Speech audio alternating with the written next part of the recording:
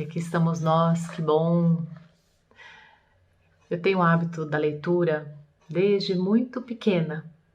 Minha mãe era uma devoradora de livros e uma das memórias que eu tenho com ela é justamente dela pedindo para que eu voltasse à biblioteca semanalmente. Então eu pegava uma fichinha datilografada que nós tínhamos e aí ela dizia: Cláudia, leva esse livro, eu já terminei de ler. Conversa com a bibliotecária, ela já sabe do meu gosto. Escolham juntas lá um outro livro e traz de volta para mim. Eu era ainda muito pequena, a biblioteca do Ipiranga era pertinho de casa. E lógico, fui pegando gosto pelo lugar, pela biblioteca, pelos livros, e assim é até hoje. Já li muito, li livros muito bons, outros nem tanto. Alguns realmente me desconstruíram. E uma autora que eu gostei de ter encontrado nessa minha jornada e que sempre estudo se chama Riane Eisler. Ela é austríaca, hoje mora nos Estados Unidos, é uma advogada, ela é socióloga, é ativista social. E quando menina, ela morava na Áustria, os pais judeus, era de origem judaica, e ela viu a ascensão do nazismo. E conta ela que numa determinada noite alguns oficiais entraram na casa da família e levaram o pai dela embora com muita violência. E conta a Riane que em seguida a mãe saiu atrás do marido e misteriosamente ela volta com o pai, com o marido, dela. Horas depois, segundo a Riane, ela não sabe explicar muito bem, a mãe nunca contou como ela conseguiu resgatar o marido. Mas enfim, em seguida eles foram embora, fugiram da Áustria.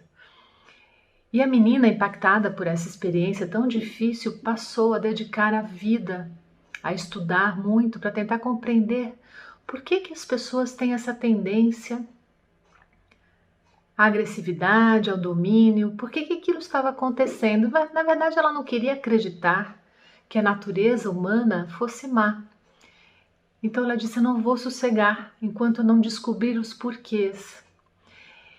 E aí, depois de muito tempo, com os estudos, também junto com a antropologia, com a história, ela lança uma obra que se torna um best-seller, O Cálice e a Espada. E Riane explica que nós tivemos já há um tempo muito distante, na verdade, um regime na cultura, uma estrutura de sociedade igualitária, onde a mulher tinha o seu lugar de fala, ela era respeitada, porque aquela cultura era matrifocal. Veja, não era matriarcal, não é a mulher superior ao homem, não é isso, não é um regime de dominação, como eu comentei, mas de parceria. Por que a mulher tinha esse lugar de honra? Porque a cultura focava a vida com contato profundo com a natureza, e a mulher é aquela que gera a vida. Então havia um respeito, havia uma sacralidade. Depois, por várias questões que hoje não cabe aqui contar, nós adentramos num movimento de patriarcado entre 6 e 10 mil anos atrás e estamos nessa cultura até hoje. Então ela comenta que nós tivemos uma primeira cultura lá no Neolítico, uma segunda cultura na qual nós estamos mergulhados, que é uma cultura de dominação, uma cultura piramidal, mas tendemos, diz ela, e assim devemos nos esforçar para seguirmos no sentido da parceria, o que ela vai chamar de terceira cultura. E aí nasce também este livro que eu gosto muito, que é O Poder da Parceria. Então, a Riane vai capítulo a capítulo falando sobre as parcerias, Primeiro a parceria consigo mesmo, ou como se relacionar consigo mesmo. Depois ela fala do relacionamento com os mais próximos, o relacionamento com o trabalho e a comunidade, com o nosso país, com os outros países, com a natureza, o relacionamento com o espírito. E por fim, o último capítulo, que é o 8, é a vida em parceria. Uma obra fantástica, indico a leitura.